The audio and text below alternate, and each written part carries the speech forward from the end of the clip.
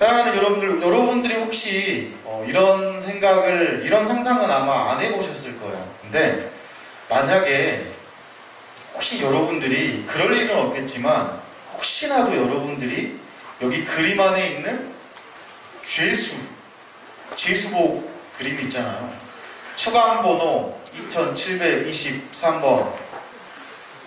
당신은 이러이러한 죄를 지었기 때문에 지금부터 10년 동안 감옥에 가두겠습니다. 이렇게 한다면은 그래요. 근데 여러분들, 이 그림 안에 있는 죄수복을 딱 보면은 사실은 우리하고 상관이 없다라는 생각이 먼저 들어오죠.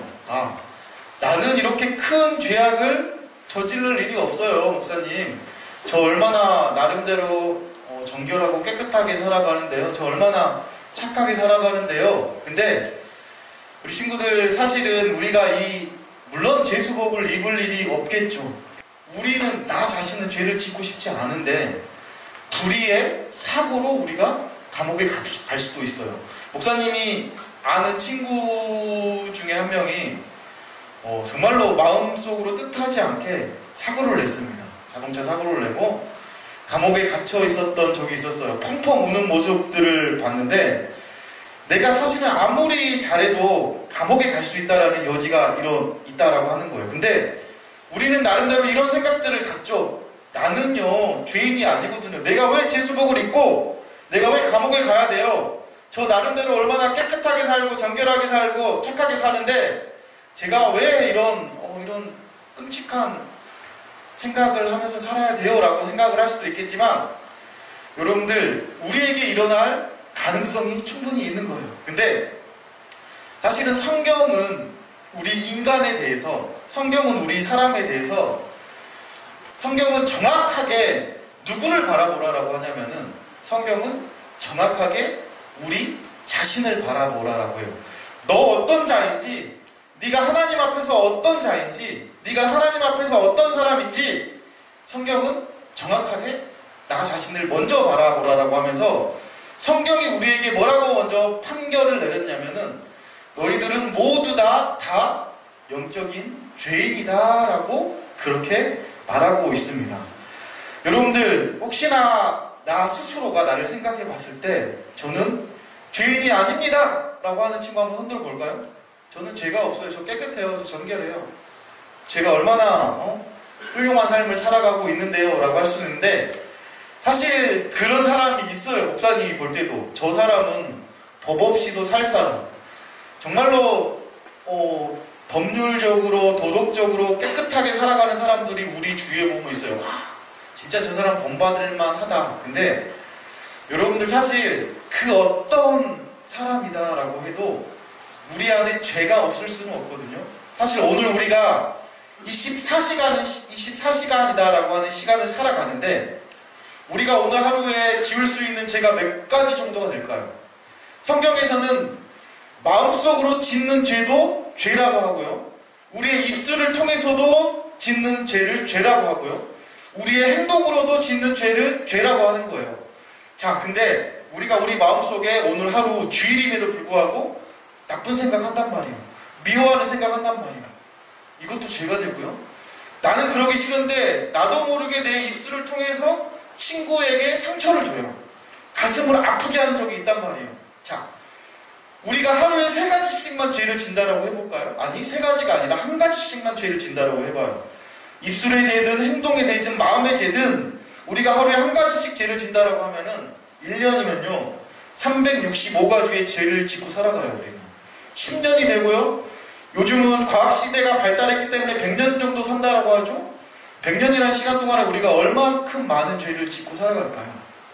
자, 그래서 사실은 성경에서는 항상 우리를 먼저 정확히 내가 어떠한 자인지 판단하라라고 말을 하면서, 성경에서 우리를 진단하기를 뭐라고 말하고 있냐면은 이렇게 말하고 있어요. 성경 말씀 한번 읽어보도록 할게요.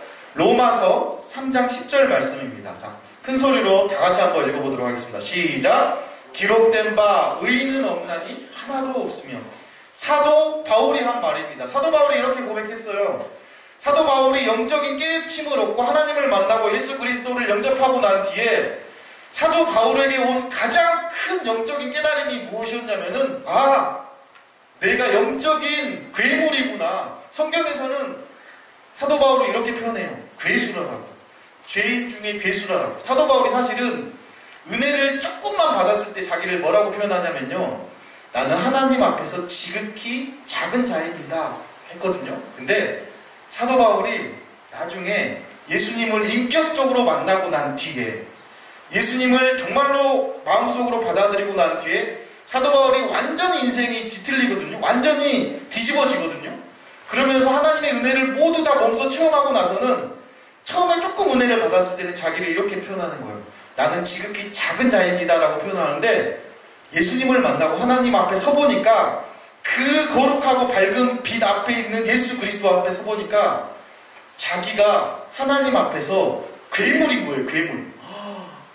내 안에 죄가 얼마나 많은지, 내 안에 얼마나 추악하고 더럽고 나를 잠식하고자 하는 그 죄악들이 많은지, 처음에는 내가 작은 자인 줄 알았는데, 처음에는 내가 조금 부족한 자인 줄 알았는데, 하나님 앞에서 내가 괴물이구나, 이렇게 큰 죄악을 저지르고 살아가는 사람이구나 라고 고백하면서 로마서 3장 10절에 이렇게 고백하는 거예요. 의인은 한 사람도 없으니 하나도 없다 라고 고백을 하고요. 네, 한 장 더. 그리고 마지막으로는 또 이렇게 고백을 하는 거죠. 자, 다 같이 한번 읽어보도록 하겠습니다. 시작. 모든 사람이 죄를 범하였음에 하나님의 영광에 이르지 못하더니. 결국은 사도 바울은 이런 영적인 깨달음을 알게 된 거예요. 모든 사람이 하나님 앞에서 죽을 죄인이 있기 때문에 거룩한 하나님 앞에서 하나님께 나아갈 수 없다라고, 그렇게 사도 바울이 고백을 하고 있다라고 하는 겁니다. 사실 여러분들, 우리가 어떠한 죄를 저지르고 나서 우리는, 세상은 그렇게 말해요. 너 교통법규 어겼잖아. 그러면은 벌금 8만 원 내. 경찰서에 8만 원 입금해. 네가 조금 더 큰 죄를 지어서, 절도죄를 지어서 너 감옥에 가서 1년 동안 살아. 뭐 이런 식으로 죄에 대한 값을 치를 수 있다라고 말을 하는데, 사실은 성경에서는 우리가 죄에 대한 값을 정확하게 치를 수 없는 존재다라고 하는 거예요. 우리는 매일매일 사실 이러한 죄를 저지르고 가고 있는 사람들인데, 결국은 이 죄를 우리 스스로 어떻게 해결할 수가 없는 거예요. 이 죄가 어떻게 우리 안에서는 도저히 해결이 안 되는 거예요. 그 비참한 상태, 그 영적인 암흑의 상태에 대해서 성경은 정확하게 말하고 있는 거예요. 성경에서는 죄를 어떻게 표현을 했냐면요, 여러분들 이 앞에 있는 그림을 한번 잘 봐보세요. 성경에서는 죄를 관역에 비유했어요. 성경에서는 죄를 뭐라고 말하고 있냐면요, 이 히브리어로 죄를 하타, 또 그리스어로 하마르티아라라고 하는데, 이 죄에 대해서 어떻게 설명을 하고 있냐면은 관역에서 벗어났다, 혹은 실패했다, 이게 죄의 언어입니다. 뭔 말이지? 죄를 왜 저렇게 설명하지? 도둑질하는 것, 뭐 남에게 폭력을 휘두르는 것, 거짓말하는 것, 이게 죄입니다. 성경은 이렇게 표현하지 않고요, 죄에 대해서 굉장히 우리가 생각하지 못한 조금 기발한 방법으로 죄에 대해서 표현을 하는데, 죄가 관역에서 벗어난 것이라고, 죄가 실패한 것이라고 이렇게 표현을 한다라고 하는 거예요. 여러분들, 이 말이 뭐냐면요, 혹시 여기에서 양궁 해본 사람 있어요? 양궁? 사격 해본 사람? 사격. 사격 해봤죠? 목사님도 군대에서 사격을 해봤어요. 군대에서 사격을 했는데, 영점을 맞추고 사격을 빵 하고 쐈는데, 목사님의 쏜 총알이 나의 관역에 맞지 않고요, 오만 대로 다른 데로 막 날아가게 되면은 굉장히 혼나요. 여기 있는 교관들에게. 사실은 관역이다라고 하는 것은 무엇을 말하냐면요, 정확한 목표 지점을 말하고 있는 거예요. 정확하게 그 관역 안에 들어가 있어야 한다라고 하는 것을 우리에게 먼저 말해준다라고 하는 겁니다. 성경이 말하는 죄는 뭐냐면요, 성경은 죄에 대해서 이렇게 말하고 있는 거예요. 우리 모든 사람은 사실은 하나님이다라고 하는 무한하신, 전능하신 관역 안에 들어있어야 되는 사람들이에요. 이 세상에 단 한 사람도 하나님의 관역 안에서 벗어나서는 단 한 사람도 살 수가 없는데, 사람들이 죄를 짓기 시작하면서요, 하나님의 관역 안에서 멀어지기 시작을 하는 거예요. 정확한 우리 인생의 목적이 되시고 우리 인생의 주권자가 되시는 그 하나님의 영향력 안에서 벗어나려고 하는 생각들을 하고 있는 거예요. 그러다 보니까 관역에서 벗어나게 되죠. 그 관역 안에 거하지 않게 되니까 어떻게 살아가게 되냐면요, 성경에서는 내 마음대로, 내 뜻대로, 나 하고 싶은 대로 내 인생의 주인이 내가 되어서 살아간다라고 하는 거예요. 하나님의 관역 안에 있지 않고 우리가 벗어나게 되면요, 성경은 우리에게 뭐라고 말하고 있냐면은 너희들은 정녕 죽을 수밖에 없고 실패할 수밖에 없다라고 말하는 거예요. 그래서 우리가 죄에 대해서 생각할 때 죄라고 하는 것은 가장 큰 죄의 근본적인 뜻은 뭐냐면요, 하나님의 영향력 안에서 그 관역에서 벗어난 것을 죄라고 말을 하고 있고요. 그리고 사실 영어에서도 죄를 이렇게 표현합니다. 영어에서 죄를 어떻게 표현하냐면요, sin, guilt, crime이다 라고 말하는데 이 세 가지의 모든 영어의 뜻이 다 죄입니다. 죄. 법률상의 죄, 어떤 형벌상의 죄, 이런 죄들을 모두 다 표현하고 있는데 이 죄라고 하는 단어의 가운데 뭐가 있죠? 가운데 뭐가 있어요? 아이가 있는 거예요. 아이. 내가 있는 거예요. 죄의 시작은 항상 하나님의 테두리, 하나님의 관역 안에서 벗어나서 죄의 시작은 항상 나로부터 시작하는 거예요. 내 판단의 결정 기준이 내가 되는 거고, 내 인생의 결정 기준이 내가 되는 거고, 내 뜻대로, 내 생각대로, 내 판단대로 살아가겠다라고 하는 욕구들로부터 나는 하나님 없이도 충분히 살아갈 수 있어 라고 생각하는 그 시점부터 죄는 시작이 된다라고 하는 거예요. 그래서 창세기에 보면 죄를 어떻게 설명하고 있나요? 창세기에 보면 하나님께서 모든 사람에게 에덴 동산을 지어 놓으셨습니다. 이 에덴 동산에서 하나님께서 바라신, 목적하신 바는 뭐냐면요, 에덴 동산을 통해서 하나님께서 우리에게 풍성한 모든 것들을 다 허락해 주시겠다라고 말씀을 하셨어요. 어떻게? 하나님과 우리와 교제를 통해서, 특히나 하나님께서 우리에게 주시고자 하는, 아버지 되신 하나님께서 우리에게 주시고자 하는 영적인 풍성함들을 에덴 동산이다라고 하는 장치를 통해서 모두 다 쏟아 부어 주시겠다라고 약속을 했어요. 그 에덴 동산이 얼마나 행복한 곳이고 얼마나 은혜스러운 곳인지 우리는 잘 알아야 합니다. 근데 하나님께서 이 에덴 동산에서 한 가지 장치를 마련해 둡니다. 어떤 장치? 선악과라고 하는 장치를 마련해 주죠. 이 선악과를 통해서 결국 우리 친구들이 아는 것처럼 주일학교 때 어떻게 되죠? 하나님께서 선악과 따먹지 말라라고 했는데 선악과 따먹어가지고 아담과 하와로부터 온 그 죄로 말미암아 우리가 모든 죄의 DNA를 물려받고 우리까지 모두 죄인이 돼버렸네요. 그러면 애시당초에 이 선악과를 만들어 놓지 말지 그러셨어요. 하나님 왜 선악과를 만들어 놓으셔서 우리가 하나님 말씀에 거역하게 했나요? 뭐 이렇게 따지고 오는 친구들도 있을 것 같아요. 근데 에덴 동산을 통해서 하나님께서 우리에게 바라는 건 뭐냐면은 철저하게 한 가지입니다. 하나님과 자녀 가운데 하나님께서 그 자녀된 우리에게 풍성하게 채워주시고자 하는 모든 것들을 다 허락해 주시겠다라고 했는데 그 풍성함들을 어떻게 우리가 누리며 살아갈 수 있느냐? 목사님이 말했죠? 하나님 영역 안에 있어야 되는 거예요. 관역 안에서 벗어나지 말아야 하는 거예요. 관역 안에서 벗어나지 않기 위해서는 절대적인 한 가지의 기준이 있는데 그 기준이 뭐냐면 바로 내 뜻, 내 판단, 내 생각대로 살아가는 것이 아니라 내가 너희들에게 준 말씀대로 살아갈 때에 내가 너희들에게 모든 풍성한 것들을 다 허락해 주시겠다라고 이야기를 하신 겁니다.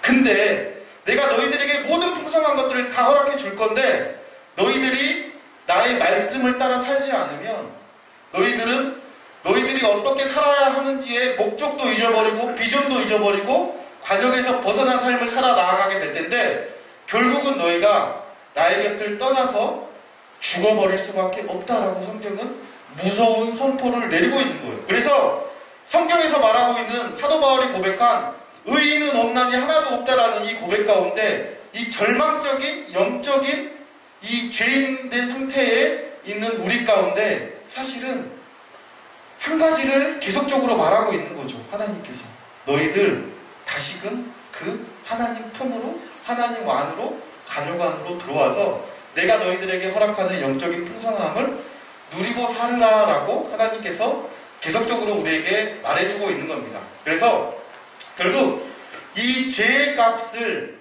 통해서 오는 이 사망을 하나님께서 해결해 주시기 위해 결국은 우리에게 허락해 주신 복음, 이 복음을 영어로 굿뉴스라고 하죠. 이 굿뉴스가 뭐냐?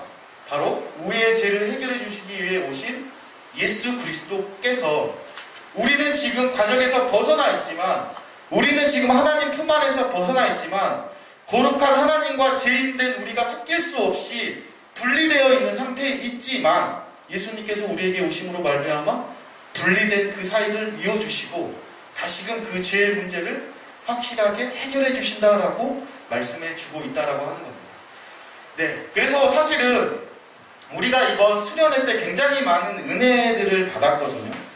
목사님이 이렇게 구구절절 여러분들에게 설명을 하지 않아도 이번 수련회 때 우리가 깨달은 것들이 있어요. 우리는 하나님께서 택하신 자들이고 우리는 하나님 앞에서 사랑받는 자녀들이다라고 하는 사실을 우리가 깨달았잖아요. 그래서 우리가 이렇게 고백하기도 했습니다. 지구보기 선교사님이 이렇게 말했죠. 우리는 하나님께서 우리의 인생 하나하나 목적하신 바대로 선택받은 사람들이다라고 지구보기 선교사님이 이렇게 말했죠. 그러면서 이렇게 말했죠. 너는 네 힘으로 살지, 나는 하나님께 선택받은 하나님의 자녀이기 때문에 나는 내 힘으로 살지 않고 하나님의 힘대로 살아. 너는 너의 능력대로 이 세상 가운데 경쟁하면서 살아가려고 하지만 나는 하나님께서 주신 풍성한 생명력을 가지고 살아나갈 수 있어 라고 고백을 한다라고 하는 겁니다. 목사님이 이번 시간에 우리 여러분들과 이제 설교를 마칠 건데 이번 수련회 때 받은 은혜들을 나눠볼 건데, 사실은 여러분들이 목사님이 한 가지 확실한 거는 수많은 우리 친구들이 이번 수련회 때 정말로 많은 은혜를 받았어요. 정말로 여러분들의 진심을 담아서 기도하는 모습들을 보았고요. 또 목사님은 그 기도의 음성을, 여러분들이 기도하는 소리를 하나님께서 들어주셨고 응답해 주셨고, 무엇보다 여러분들이 인격적인 하나님을 만나는 시간이었다라고 생각을 하고 있어요. 근데 중요한 건 무엇이냐면, 여러분들, 목사님이 가장 겁나는 순간이 언제인지 알아요? 수련회 끝나고 가장 겁나요. 사실 수련회 끝나고 두려워요. 왜 두려운지 알아요? 수련회 때 열심히 은혜 받아서 방방 뛰고 열심히 감정적으로 업이 되어 있는데 그 수련회 때 받은 은혜가 마치 감정으로 끝나버릴까봐, 순간적인 감정에서 머물러 있을까봐 목사님은 그게 사실은 떨려요. 수련회 끝나고 열심히 하고자 하는 마음들이 막 일어날 수도 있거든요. 근데 그게 일주일 가고 2주일 가고 3주일 가고 이렇게 꾸준히 이어지는 경우들을 많이 못 봤거든요. 그 이유 중에 하나가 뭐냐면요, 여러분들, 하나님께서 우리에게 주신 그 은혜들, 하나님께서 우리에게 주신 그 약속들을 우리가 우리의 마음 가운데, 우리의 돌판 마음 가운데 새기면서 살아가지 않으면요, 금방 다 잊어버리는 거예요. 그래서 목사님이 어제는 반장들에게 이러한 미션을 줬죠. 수련회가 끝나면 반드시 정리해야 돼요. 하나님께서 내게 어떤 은혜를 주셨는지 수련회가 지나가기 전에 그 당일날 하면 가장 좋고요. 그 수련회에 대한 은혜들을 일기장으로 정리해서 써봐라. 하나님께서 분명히 우리 친구들에게 주신 은혜가 있을 것이다. 그리고 그 은혜를 잊어버리지 않게 일기장에 쓰고 기록하고 생각날 때마다 잊어보고 읽어보고 그 은혜를 붙들고 살아가자라고 하는 의미에서 목사님이 우리 반장들에게 또 은혜 받은 친구들에게 은혜의 일기를 한번 써보라고 했는데, 우리가 이 죄의 영역 가운데 하나님의 관역 안에서 벗어나지 않는 삶을 살기 위해서 어떻게 해야 됩니까? 하나님의 음성을 듣고 순종하는 삶을 살겠습니다라고 고백을 해야 하는데, 그 고백이 우리의 의지와 우리의 감성과 우리의 결단과 우리의 입술의 고백을 통해서 또 그 은혜를 우리가 함께 많은 친구들 앞에서 나눔을 통해서 더욱더 우리가 하나님 음성을 듣고 순종하는 삶을 살아가는 우리 친구들이 되기를 간절히 소원해 봅니다. 안녕하세요. 저는 지금 중2 올라가는 김수화라고 합니다. 전 목사님께서 간증해달라는 부탁으로 이 자리에 서게 되었는데요. 저는 처음에 수련회 오는 것에 반대했었습니다. 그 시간에 해야 할 공부도 많고 취미로 하는 수업도 듣고 있었거든요. 그러나 수련회를 간다고 신청을 한 후 하루, 이틀, 사흘이 흐르면서 저의 마음은 설렘으로 가득 찼습니다. 그렇지만 갑자기 엄마가 아는 사람이 여행을 가서 미션을 4일 동안 맡아달라는 부탁을 받고 집에 왔을 때 저의 그 설렘은 조금씩 흔들리는 듯 했습니다. 얼마 전까지 주님을 사랑하겠다고 했으면서 갑자기 그 강아지 한 마리 때문에 이른다는 제 사실이 제 죄책감으로 덮었습니다. 하지만 마음을 다잡고 한동대로 왔을 때 주님께 뜨겁게 찬양하고 기도하는 사람들을 보니 어느새 저의 죄책감은 사라지고 제 열정이 불타오르기 시작했습니다. 그리고 저의 전심을 다해 기도했습니다. 발이 아파 쓰러질 것 같아도 안고 싶은 마음에 애써 무시 않게 간절히 주님께 기도했습니다. 연약하게 떨고 있는 어린아이와 같은 저의 어깨를 포근하게 안아주소서, 부드럽고 억센 손으로 저를 주님의 길로 인도해 주소서. 이 기도를 3일 동안 계속해서 드렸습니다. 저는 그동안 하나님께 예배드릴 줄 알았지만 제대로 찬양할 줄 몰랐고 하나님을 경배할 줄 알았지만 전심으로 어떻게 경배해야 할지 몰랐으며 하나님을 사랑한다고는 말로 고백했지만 사실은 세상의 것을 더 사랑했습니다. 사실 수련회가 마친 지금도 저는 그렇습니다. 하지만 저의 부족한 점을 깨달았고 야곱처럼 살지 않기로 다짐했습니다. 그리고 누군가의 발 뒤꿈치를 붙잡지 않기로 했습니다. 저는 저의 중학교 2학년 생활이 걱정됩니다. 그래서 주님께 간절히 기도했습니다. 저를 괴롭히는 악의 영을 무찔러 주세요라고요. 하지만 저의 이 두려움과 불안은 아직 사라지지 않았습니다. 그래도 고통을 나누면 반이 된다는 말처럼 저의 뒤엉켜 있는 감정을 주님께 털어놓으니 한결 마음이 가벼워지고 든든해진 듯한 느낌을 받았습니다. 주님께서 저와 항상 함께 하신다는 것을 깨달았습니다. 주께서는 제가 태어나기 전부터 저를 이곳으로 부르기 위해 계획하셨다는 것을 깨달았습니다. 저는 주님의 언약궤라는 것을 깨달았습니다. 저는 이 수련회에서 예배를 드리면서 아직 하나님을 인격적으로 뜨겁게 만났던 확신이 들지 못했습니다. 그저 주님께 영광 돌리며 기쁘게 찬양했다는 것이 저를 감동케 하고 행복하게 했습니다. 신앙의 사기주를 겪고 계시는 여러분, 마지막으로 묻겠습니다. 당신의 하나님은 누구십니까?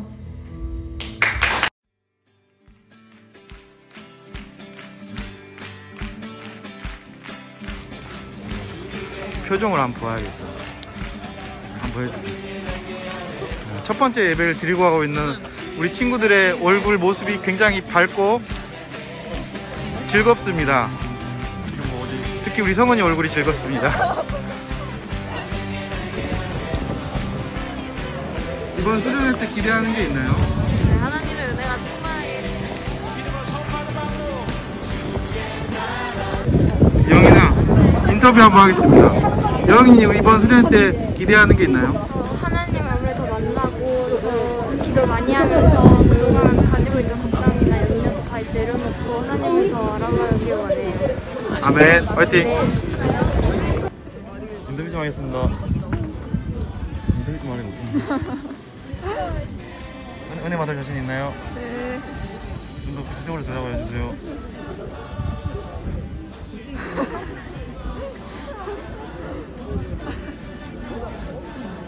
중용아, 인터뷰 좀 하래. 아, 해, 형.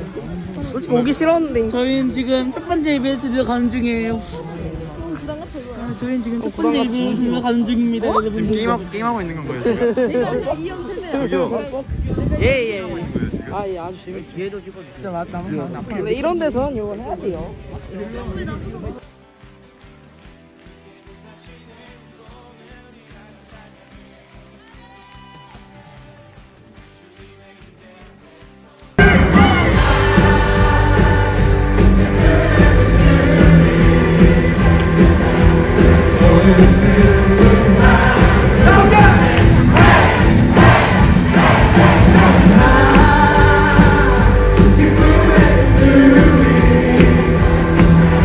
You